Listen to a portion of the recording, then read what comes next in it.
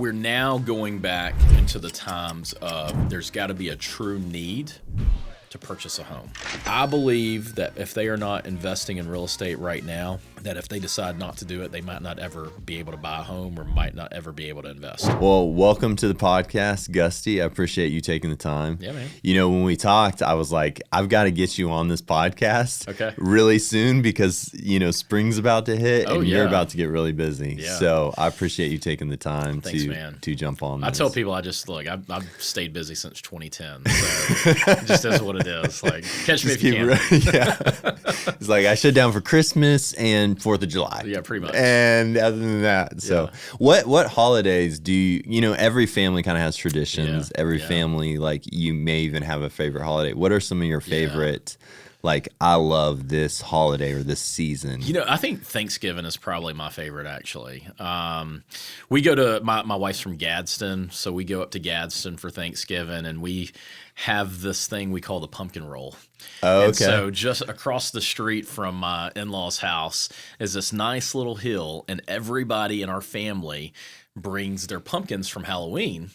And now we're at like over a decade of doing this like pumpkin roll, and it's some mad, you know, talk through the year, like who's going to win the pumpkin roll. So now we've got like neighbors that are coming. We've got friends There's bets that on are the coming. side. Like, who is coming into Gadsden? We're going to the Minton's house for the pumpkin roll. So that's awesome. That's probably my favorite one, just because it's we just have fun, and obviously we love to eat. Like, I grew up in the restaurant business, and I'm not afraid to get in front of a nice meal, and so, you know, it's just, I don't know, it's just it's a way for me to kind of, you know, turn off for a couple of days. And then I'm a huge Bama fan, and so then, you know, now we've got it on Alabama-Auburn. It's Iron Bowl. Yeah. You know, right after Thanksgiving. Yeah. And so just keeps the week going. Yeah. So I think that's my favorite. You know, I've got kids. I've got a 7-year-old and I got a 5-year-old, and so Christmas is always special, and mainly just to see their faces. You know, Christmas morning, and it's nice to take a couple of days off. But I mean, those are really I would feel like those are my holidays. Yeah. Do you have any, like, preparing for the new year, goal setting, like structuring that you do leading up through that season between kind of Thanksgiving and Christmas? Sometimes I think about setting goals and everybody's like New Year's resolutions, and, you know, not to say that you can't set a goal anytime. Sure. But in my opinion, like, if you're not already planning in October, November, you're already kind of behind the ball for the year. 100%. But so what do you do to kind of get geared up for the year and kind of reset focus? Yeah, so we do typically budgeting in September, October for the team. You know, we get asked for a lot of, you know, sponsorships, donations, all these things. So we like to try to have those in by August, so that we can really plan what, you know, the next year looks like. But really, our planning starts really July 1st. You know, it's you know, I mean, we've created kind of a machine with our team, and it's kind of a monster. So, you know, we've got to plan, you know, a good ways out. It's not just, you know, December 29th. Hey, what we doing in next year? That just doesn't work. So we're definitely in advance. I'm a numbers person. I'm watching year over year numbers. I'm watching trends. I'm watching things by the week. So, you know, I think the more planning, the better you can be as a business person. And, you know, I mean, look at the last 2 years of real estate. Mortgage interest rates changed. They changed on a dime. Yeah. And they went up quick. Yeah. Well, even if as much preparation as you can do, you still can't really react to those kind of things as probably quick as you want to.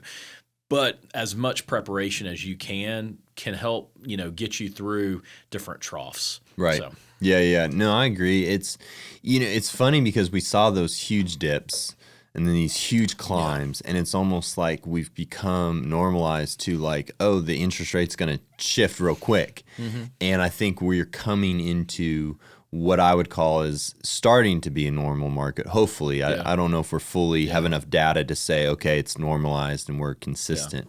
But I don't think we're going to see these, you know, hopefully whiplash rates back and forth. I think it's just bad for our economy. So I completely think it's bad. I mean, I think a lot of this is artificial. I think it's very much political. Yeah.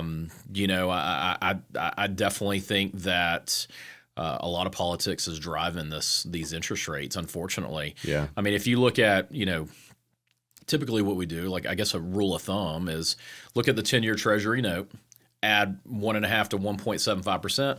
That should be your interest rate. Right. Well, now there's an extra 1% risk tolerance because nobody knows what the heck is going on. So, so that's why, a lot of people are having these conversations like, oh, we think, rates are going to go down. Well, if you look at the historical number, they should be 1% less than what they are right now. Yeah. It's just uncertainty. Yeah. And I think they were even higher because we saw that when the Fed came out with the just news of like, hey, we're probably going to drop in 2024. Everybody, like there was a little bit of a gap. I think it was even higher than that 1%. And now it's still like a gap of insurance and coverage and stuff. But so you run a team, you got 19 agents on one of the larger teams with EXP, my broker as well. And I think, you talked about the preparation ahead of time. You talked about you're a numbers person and stuff like that. Yeah. I kind of wanted to dive into your knowledge base.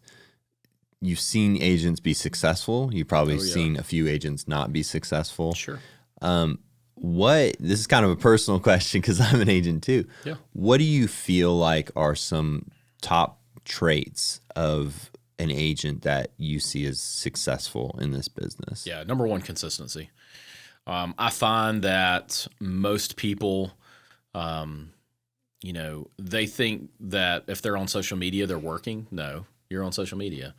I feel like most people do not treat real estate like a job. Most people are not in the office from 9 to 5. And that doesn't mean that we're in a cloud-based company, but I've got an office, or I might go to a co-working space, or I might go to a Starbucks, anywhere that you think that you can thrive. Like I personally have a hard time working at home because I'm easily distracted, whether it's kids, whether it's trying to do dishes, whether it's doing laundry. Like if I don't get out somewhere, then, I'm going to lose time. Yeah. And so I don't think that people plan very well. So what we try to teach our team is have your business meeting for the week on a Sunday night or Monday morning. Jot down everything that you need to knock out for the week. And if you know what you've got to do for the week, you're going to knock out as much as you can, like as quick as possible. Well, guess what? If you knock everything out, then take the rest of the week off. Yeah. Don't delay that. Don't delay it. And do the consistent actions. So I think it takes planning. I think it takes consistency. I think you got to prospect daily. What we're teaching our agents on our real estate team is we want them to contact at least 50 people a day. And I think a contact to me is either a phone call or a text message. I think email is white noise. So I think it's got to be in a phone call or a text message. I think that you need to do at least one social media post a day. I think you need to do at least one social media video a week. If you could do one social media video a day, I think that's even better. And I think you've got to, have fun with it. Yeah. Call your friends. I think you need to spend like 30 minutes a day and calling the people that you know. And it doesn't necessarily have to be about real estate. Yeah. But if they know you and they know you're in real estate, they're gonna ask, tell me about the market. Yeah. How's business? Yeah. So you can come into those conversations, and it doesn't have to be about real estate. It will always come back to real estate. That's good. Okay, so I'm going to flip the coin. Okay. I'm a potential client. Yeah. What am I looking for in an agent that I want to work with? Ooh, man, that's a great question. You want somebody that is going to advocate for you. You want somebody that is going to communicate the way you want to be communicated to, whether that's a phone call, whether that's a text message, whether that's an email. That's an interesting thing. So effectively, you're saying my communication style, I want them to reflect that and almost mirror, how I operate. Yeah. And so there may be an agent who is not a good fit, and it's not because they're a bad agent. They just always do email, and you prefer a phone call. Yeah. Well, and it's just like you also have to know yourself, and you've got to know what's going to be great for a client. Like if you've got like for me, like I'm like, let's move this. I don't have a lot of patience personally. Yeah. And so like I have to really kind of slow myself down. So I know the people that need a lot of patience, I'm probably not going to be the best fit. Yeah. But I've got agents on my team that are a great fit. So if you need a lot of hand holding, you've got to make sure you've got an agent that is going to hold your hand. Yeah. I'm not a hand holder. Yeah. I'm a You're like, let's shake I'm a things bull in up. a china shop. That is the way I am. I'm like ready, fire, aim. That's my style. So, I think that's very important. Communication style. You want to be able to work with somebody that obviously you trust. I don't think that we're just door openers. I mean, we're to make the deals happen, we have to have great relationships with other agents. I mean, 90% of the deals happen as a co-op. So if you don't have a great reputation, if you don't have integrity, you don't have great relationships with other agents, it's hard to get those deals. Yeah. So you've got to work with somebody that is out there in the community and is working hard. And so I think those are a couple of things that somebody should look for in an agent. That's really good. And I would say that when it was really competitive, when rates were 3% and everybody's getting 50 offers on a house, I mean, you had to be networked and you had to be the person, because then it was like on the phone, like, this is my offer, this is why I want my buyer. And you had to advocate at a whole nother level, in addition to preparing the contract and potentially doing lease backs and dropping inspections. I mean, you had to bring the whole thing to the table. And I talked with several, like, sometimes friends or different things. I was like, are they doing this? And they're like, oh, no. And it's like, you have to have an agent who can bring the whole, the whole kit of tools to the table to advocate for you, especially in a tough market. Not only do we have to sell ourselves as an agent to the other agent, we've got to sell our clients, especially in those multiple offer situations. Like, there's kind of all rules go out the door in multiple offer situations. So, I think you do as a home buyer, you've got to really trust your agent. And, sometimes, our most successful clients are the people that listen to us. Yeah. I mean, it is what it is. I mean, I've been a part of over 3,000 home transactions in the Birmingham market. Like, we know what to do. We know how to get things done, but we also still get curveballs. We still also see new things. So we're still trying to train and learn how to negotiate maybe in different ways or how to communicate in different ways. But yeah, I mean, we've got to sell ourselves and we got to sell the consumer too. Yeah. Help them get the house that they want. And I think that takes you've got to, and the buyers have got to do their preparation early too. Like, when I'm bringing an offer to the table, I want the other agent to know that it's going to get to the closing table. You're not going to get real finicky over inspection, like, $5 outlets, things like that, where, maybe a parent comes in and play and they're like, oh, look at all these, red flags. I'm like, it is literally an outlet cover. You can get that for $1 at Lowe's, Yes, it says safety hazard on the inspection.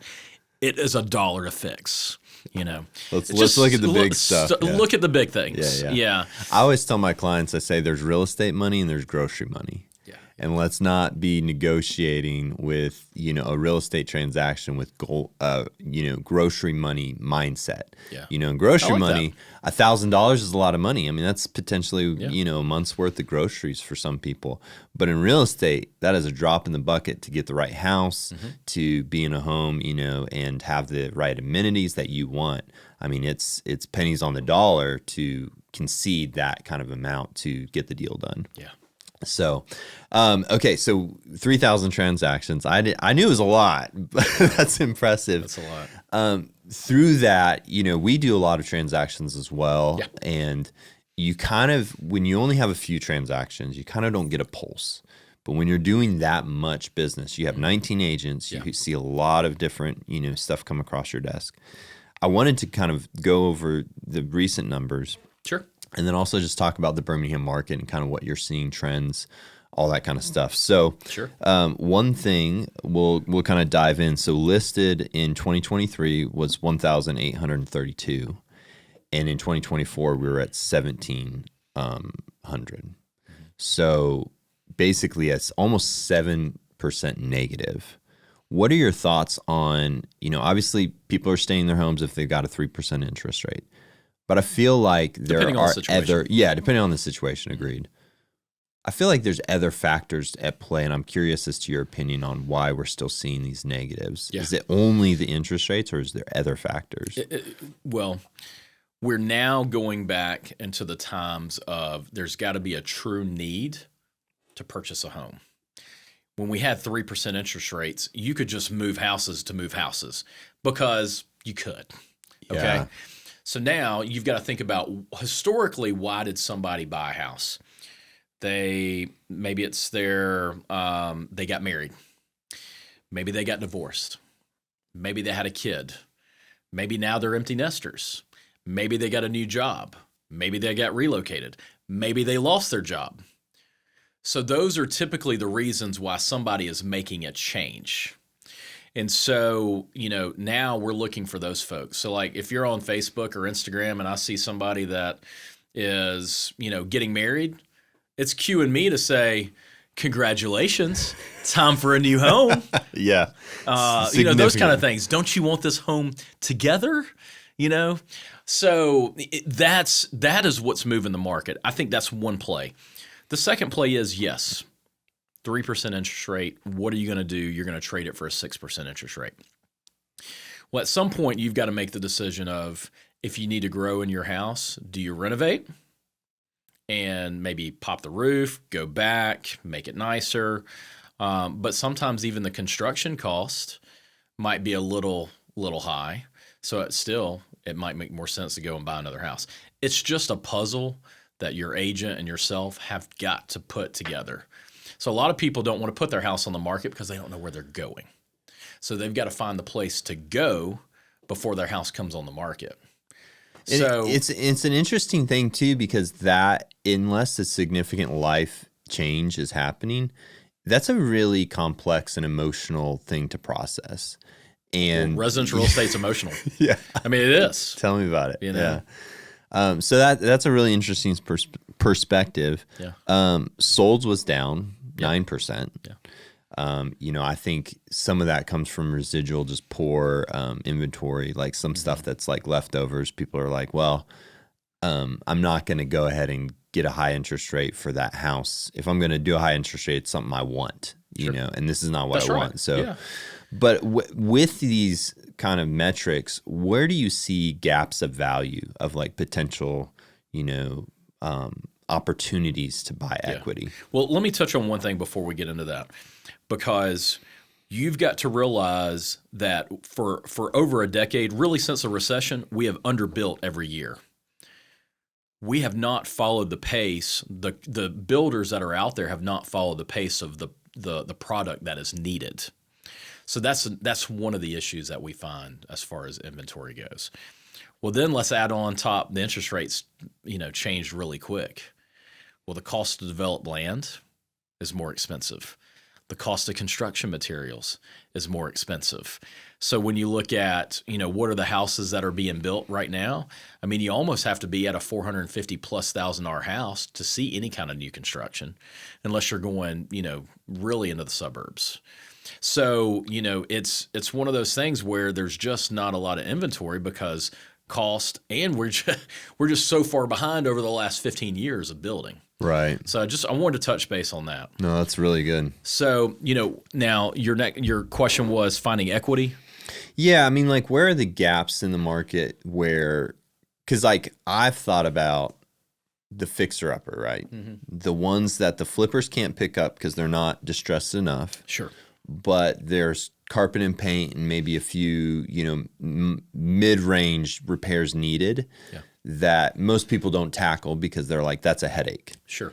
Like, I feel like there's a few houses on the market that you can get for about a 10% discount and find some equity. Yeah. But flippers can't touch it because the margins aren't good. Yeah, sure.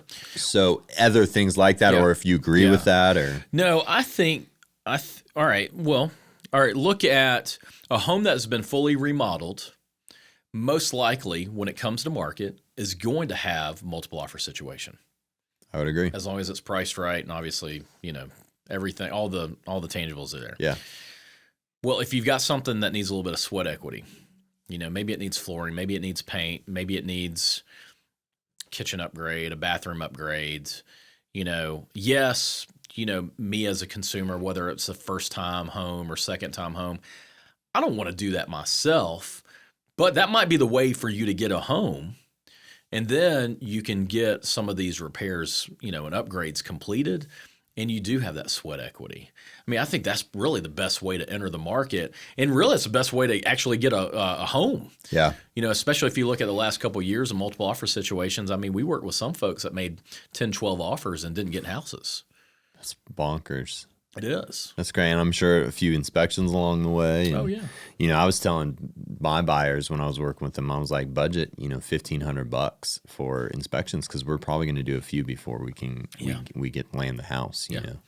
So average days on market and medium were up. We'll just go with medium because I feel like that's a more consistent trend. Sure. It went from 17 to 24, which feels not significant, but it's a 41% increase. Yeah. I'm not seeing that across the board, and so I kind of wanted to break down prices and what you're seeing. So a good example is, we talked about it before the episode, Rob's house. It was in the 600 plus range in a highly sought after place, and he obviously knows how to prep a house, get it looking good. Yeah, when it goes under contract in 2 days. Yeah, makes sense. I have another person I know who has put out a house. It's even in a higher price point, and I think it's overpriced, to be honest, a little bit, not much. Didn't listen to their realtor, has a great realtor, but didn't listen to her. And it's sitting on market 30 days. Yeah. And so obviously price is a huge factor, but in general, I wanted to go through price points. So under $100,000, what are you seeing the movement? Are those houses staying in general, or are they moving? I think it depends on the condition. And, we've got a lot of investors. So one of the unique things about Birmingham, Alabama as a whole is we're 49th out of 50 states in lowest property taxes. That we're like the Saban of property taxes. Okay. He's like sliding in that Alabama football reference right there. That's right. How awesome is that for investors? From a cash flow standpoint. So we have all these people that are from all around the country investing in Birmingham, looking for homes that are, we'll say, $100,000. Yeah. So that's a tough market. And so typically I see it's really based on condition. Yeah. And the things that are usually in pretty good shape, they're going to get swiped up pretty quick. If they're already rented, probably going to get swiped pretty quick. Yeah. If they need some type of repairs. It just depends on, all right, is it, can you make those repairs and still make the numbers make sense? Yeah. Yeah. So 100K, I still think is moving pretty quick. Yeah, I would agree.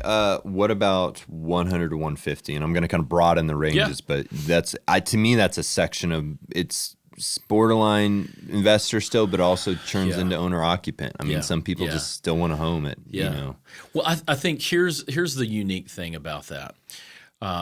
You do get into your first time home buyers in that position. And so they're going to need a little bit more assistance. Typically, first time home buyers are going to need closing cost help.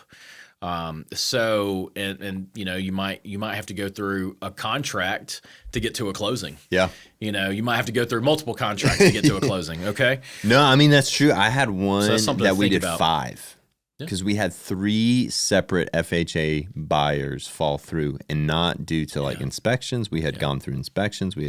And it's just different sequences of events. They couldn't get the finances. Yeah. Well, one thing that's interesting is I'm seeing a lot more FHA and VA loans, but in a higher price points.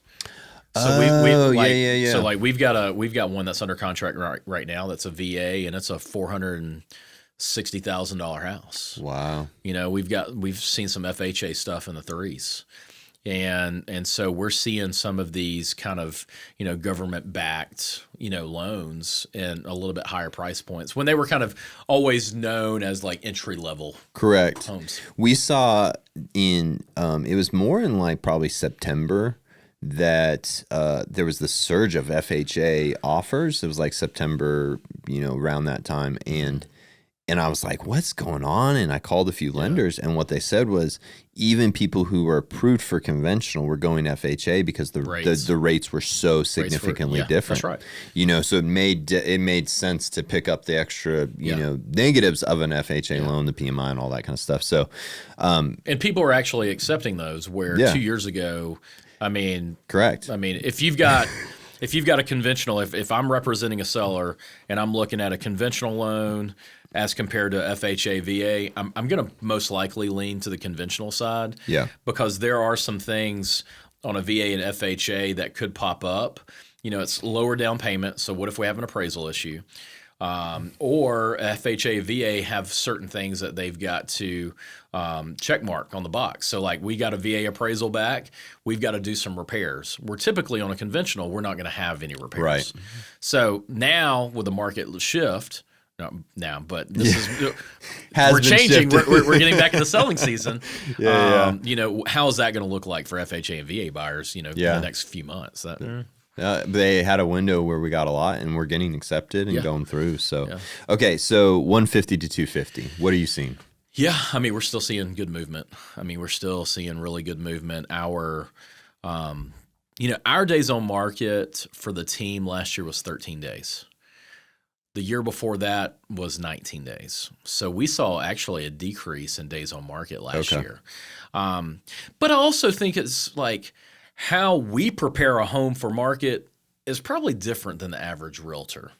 So I think, you know, like anything with numbers, you can skew any kind of numbers. But, you know, you've got if you are preparing the homes, those days on market are going to come down a good bit. If they're priced right, days on market is going to be coming down a bit. You've got to realize that you can list a home for anything.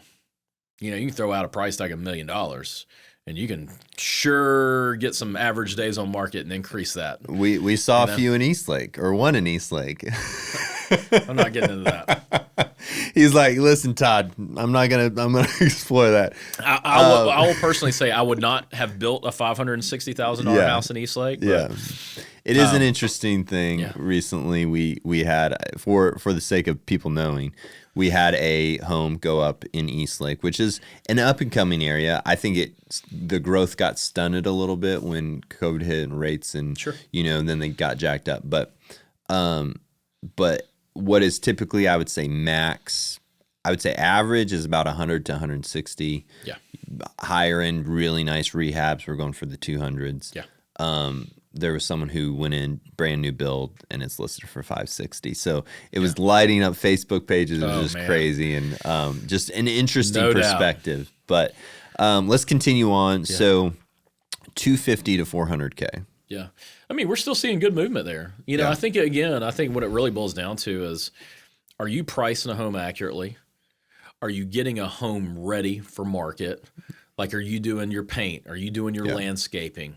Are you doing upgrades? You know, do you have a budget for going to market?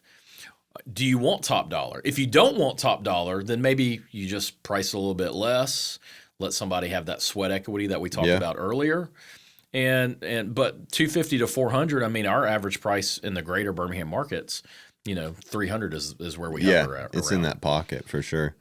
What are your thoughts on 4 to 6? You know, when you get to 4 to 6, this is typically going to be somebody's second house. So do they have to? I've never heard that before. I feel like that. Yeah. Okay. Yeah. So do you need to sell a home to purchase a home? Can you afford multiple payments and then sell that first house? Or do you plan on keeping that as an investment? So, you know, I remember about a decade ago, I had somebody as a first-time home buyer buy almost a $600,000 house. And I was like, dang, where'd you get all that money? Can't hide money. Okay. I'm like, all right, okay. You know, it's more prevalent today because it almost has to be. Yeah, that's true. But it is an interesting thing because when you're talking about basic needs, you know, roof over your head, a decent amount of bathrooms, decent amount of bedrooms, decent amount of square footage, a good school, you can get all that in Birmingham in that 300 to 400 range. You can. And honestly, pretty nice, you know. But in that 400 to 600K, it really starts to become a few of the extras are luxuries, not have tos. Sure, absolutely. And so that's an interesting perspective of it's like a second home, a second purchase, a move in, turning the old into investment, whatever it is. So what about, I guess, I wouldn't even say 600K plus is luxury, but that starts to push into, a less populated section of our and I think town. it also depends on what suburb you're at. Yeah. I mean, a 600,000 could be entry level in some of our suburbs. Correct. So, people are, doing whatever they can just to get into a school, into a neighborhood, into a city. And maybe they'll have to do renovations on that $600,000 house. Yeah. So it's kind of unique. But are they moving less, you feel like? Or is there just in that, once you're at that price point, money is not, 1% is not going to make or break your deal? Yeah, I mean, you look at, go through MLS and look at $1 million plus sales. I'd say the majority of them are going to be cash. Mm-hmm. So an interest rate is not going to really impact them as much. Yeah. But a lot of folks have, again, got to sell a house to get that 600 to $1 million plus a house. Okay. Unless they're paying cash. Yeah. So, but I mean, I had one in Vestavia towards the end of last year that the sellers did an amazing job prepping the house. It looked amazing. It really looked like something you'd find in a magazine. And it was the highest price on that street ever. And we had 5 offers. And this was priced at $799. We had 5 offers. 4 were cash. The 5th was conventional but could have gone cash. We had 2 people that had pre-inspections, pre-offer inspections. Wow. We ended up with everybody removed the contingency on inspection, and it ended up selling for $900,000. Wow. So what was amazing, that was in Vestavia. Yeah. So that's one of our higher net worth cities in our market. But what surprised me was how much money that people had in their bank accounts. Yeah, it's out there. And I was just like, I was blown away. Yeah. But we had an amazing turnout at open houses. And everybody, and a lot of people just want to see the house. Yeah, because so those are fun awesome. listing. Yeah. This is a fun listing to have. But I wish that everybody prepped a house for that. Because we're looking at, I mean, they got above top dollar. Yeah. I mean, really. Yeah. Highest price on the street ever. Yeah. All the neighbors are like, yay, the comp. Yeah. Oh, believe me, I was like, I had people like text me, thank you. I'm like, look, you're like, sell your house. Okay, so I want to digress a little bit. That's really helpful information. Yeah. You mentioned you're an Alabama fan. Oh, yeah. And we've had some changes. Yeah. I want to get your personal take on it. Yeah, I mean.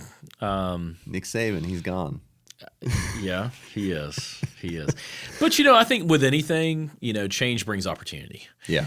And so, I mean, I've ran a team, and this is, almost like the 3rd iteration of a team I've had. Change brings opportunity. So, we had Bear Bryant years past, legend, obviously. Humble brag, you know. I mean, Saban, legend, you know. I mean, I think as an Alabama faithful, you want to be able to back this guy. Obviously, if we can get somebody that's really half of what Saban is, I think it's a win. Yeah. But you know what? I think that college football is completely interesting with everything with NIL. The ability to just pop into a transfer portal. I think money. I think that there's going to have to be a lot of changes to kind of get the train back on the tracks. Because to me, right now, it's the wild, wild west. The people, the programs like Alabama or the A&M or Texas, Ohio State. I mean, they're going to crush everybody because if you've got a team like, all right, UAB, they cannot compete financially. Yeah. In that ball game. So you've got to be a dang good coach and to get your players, I mean, because you're probably, you're at best you're getting a 4-star. Right. So you're trying to bring 2 to 4 stars into playing, if you got a team like Bama, I mean, they're signing 6 5-stars. and I think, all the stars are open for interpretation, but how do you coach? I wouldn't want to be in that business. I mean, completely difficult. But I will cheer Alabama till the day I die. I love it, man. I love it. Yeah, I'm not an Alabama fan, I'm an Auburn fan. Not originally from here. When I moved here, I was told I got to make a choice. Well, that's typically, hey, are you Alabama or Auburn? Yeah, I mean, it was pretty strict. But I thought, I always respected Saban for the systems and the level of excellence and the process. Yeah.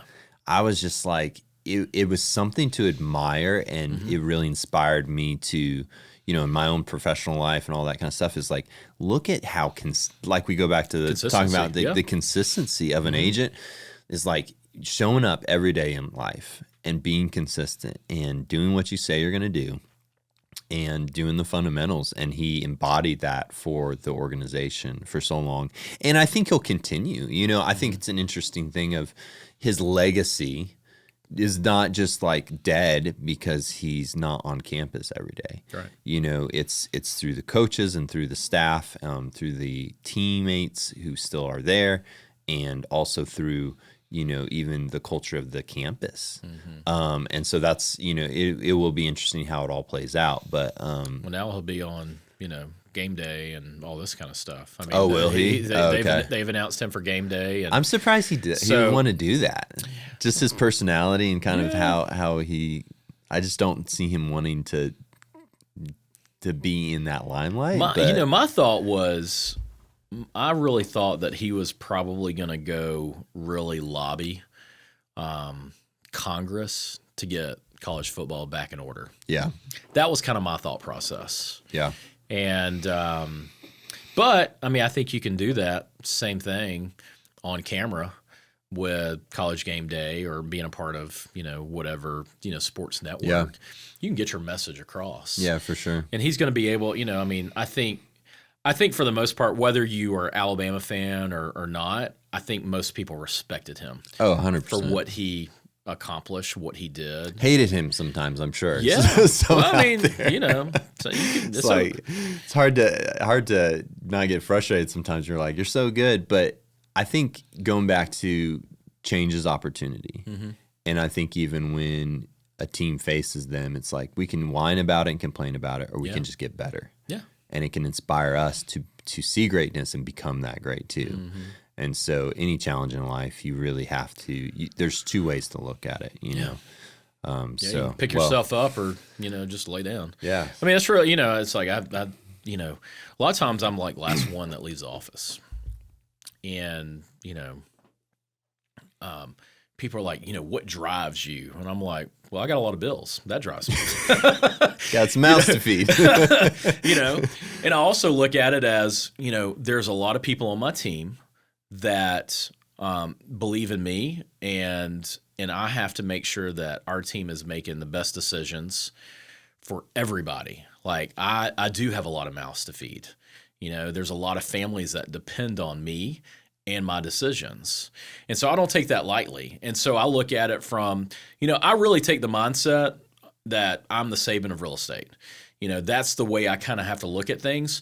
A lot of people have, believed in him. They, put their careers on the line for him, and I've got a lot of real estate agents that put their careers in my hands. Yeah. And so I'm trying to bring them the best opportunities. And so, I have to come in with that mindset of, all these people depend on me, and I've got to make the best decisions and create the best process and then come out there and be consistent and win. I love that. And just the attitude of service to others, and putting them in front of yourself and wanting them to succeed is just awesome. Yeah. So we talked about, the lack of inventory. We talked about expensive home prices. Yeah. Talk me through some of the new opportunities you're exploring that could solve some of that. Yeah. Yeah. I mean, I love real estate, and I think when I was president of our association back 5 years ago, one of the things that we were working on was affordable housing. And, whether it was through different housing authorities, making sure that they talked, making sure that there was grants, making sure that there was down payment assistance options. So we were working on affordable housing before it really, a 30% appreciation over the last 3 years. So with everything that's kind of moving forward, you got to look at technology. Where is technology going? There's some stats that are out there in the construction industry. For every 7 people that get out of the business, 1 person's coming in. Well, where's your labor force? Yeah. I mean, I don't know a lot of people that are just like, yeah, I want to be a carpenter. Yeah, I want to be a HVAC guy. I don't see a lot of people that just want to do that. So you've got to create workforce development. You've got to create those options, or you've got to create technology that, helps support that. So what we were looking at over the last 2 years, we've been focused on, what can we do to provide affordable, attainable workforce housing? And so we said, all right, well, what about 3D printing a home? People have asked me, what is that, paper? And I'm like, no. The 3D print is with concrete. Yeah. So we're working towards being the first builder in Alabama to 3D print a home. It's going to be most likely in the city of Birmingham. We're going to have some partners in Birmingham and some of the big companies in town that we hope are going to jump on board, but that want to be a part of the first 3D printed home project in Alabama. And so what we believe that will bring is we believe that we will eventually see a 15% decrease in the price of a home. We believe that we can do that through debt service. So the time it takes to build a home, there's costs for holding all this from a builder standpoint. So if we have reduced time, less debt that we have to service. Labor force. Well, if you find labor, it's usually pretty expensive right now. Well, now we can frame a home a lot quicker, and we have 3 people instead of 15 to 17 people. So we can frame a house through 3D concrete print a lot cheaper. Less waste. So think about, like, if you're in a new construction place, you've got these dumpsters, you got these big boards that people are throwing away. Like, there's usually a lot of good stuff that's being thrown away, a lot of waste. We can reduce a lot of that. So there's some savings there. And then you talk about just utility efficiency. In a concrete printed home, you're going to see most likely less mold. You're going to see utility bills be a lot less.